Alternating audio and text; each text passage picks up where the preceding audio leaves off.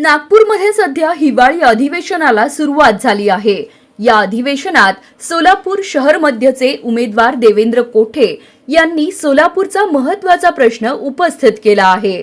त्यांनी सोलापूरच्या पाणी प्रश्नावर विधानसभेत आवाज उठवला आहे। बघा नेमकं काय म्हणाले देवेंद्र कोठे। धन्यवाद अध्यक्ष महोदय। सोलापूर शहराला उजनी ते सोलापूर असे दुहेरी पाईपलाईनचं काम अनेक वर्षापासून संथ गतीने सुरू आहे। यामुळे उजनी धरण सोलापूर जिल्ह्यात असून सुद्धा सोलापूर शहराला आठवड्यातून एकदा पाणी पुरवठा होत आहे। यासाठी महापालिका प्रशासन कुठेतरी कमी पडताना दिसत आहे। 110 किलोमीटर पैकी 106 किलोमीटरचं काम पूर्ण झालेलं आहे। केवळ 4 किलोमीटरचं काम प्रलंबित असताना देखील हे काम पूर्णत्वास होत नाहीये। त्याचबरोबर महापालिका प्रशासनाच्या वतीने शहराला आज आठवड्यातून एकदा पाणी दिलं जातं। मागील अनेक वर्षापासून दुहेरी पाईपलाईन पूर्ण झाल्यानंतर रोज किंवा एक दिवस आड पाणी होईल असं महापालिका प्रशासन सांगत असताना आज त्या जलशुद्धीकरणाची केंद्राची जागाच महापालिकेने अद्याप ताब्यात घेतलेली नाही।